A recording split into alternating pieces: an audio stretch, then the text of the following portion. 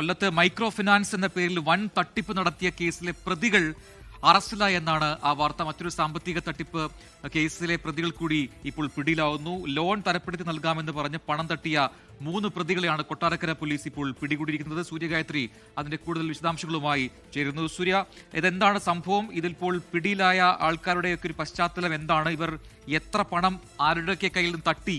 അതുമായി ബന്ധപ്പെട്ടുള്ള വിവരങ്ങളൊക്കെ പുറത്തു വന്നിട്ടുണ്ടോ?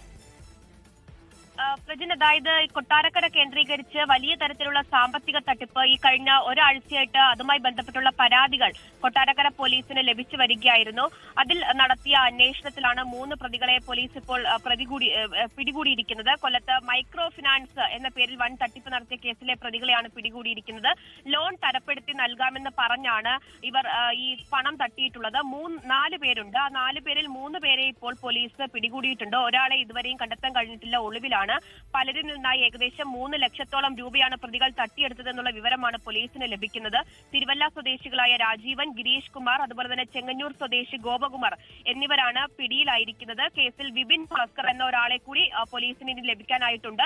ഇവർ പല സ്ഥാപനങ്ങളുടെ പേര്, അതായത് 7 സ്റ്റാർ, അതുപോലെ തന്നെ M3G അസോസിയേറ്റ് എന്നീ പേരുകളിൽ സ്ഥാപനങ്ങൾ തുടങ്ങുകയും അതിന്റെ പേരിൽ തട്ടിപ്പ് നടത്തുകയുമാണ് ചെയ്തിട്ടുണ്ടായിരുന്നത്. തൃപ്പൂണിത്തറ, തിരുവല്ല, അതുപോലെ തന്നെ കലയപുരം, കൊട്ടാരക്കര എന്നീ സ്ഥലങ്ങളിലാണ് ഇത്തരത്തിലുള്ള സ്ഥാപനം നടത്തി ഇവർ ഈ തട്ടിപ്പ് നടത്തി വന്നിട്ടുണ്ടായിരുന്നത്.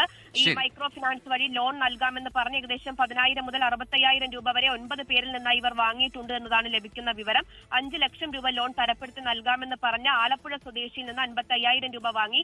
ഈ ആലപ്പുഴ സ്വദേശി നൽകിയ പരാതിയുടെ അടിസ്ഥാനത്തിലാണ് കൊട്ടാരക്കര പോലീസ് അന്വേഷണം നടത്തുകയും പ്രതികളിലേക്ക് എത്താനും കഴിഞ്ഞിട്ടുള്ളത്. 3 പേരെ പിടികൂടിയിട്ടുണ്ട്. ഒരാളെ കൂടി ഇനി പിടികൂടാനുണ്ട്. ലോകത്തെവിടെയായാലും ഏത് സമയത്തും 24 വാർത്തകളും ഓഗ്മെന്റഡ് റിയാലിറ്റി പാക്കേജുകളും എക്സ്പ്ലെയിനറുകളും വിശദമായി കാണാൻ ഞങ്ങളുടെ യൂട്യൂബ് ചാനൽ നിങ്ങൾക്ക് സബ്സ്ക്രൈബ് ചെയ്യാം.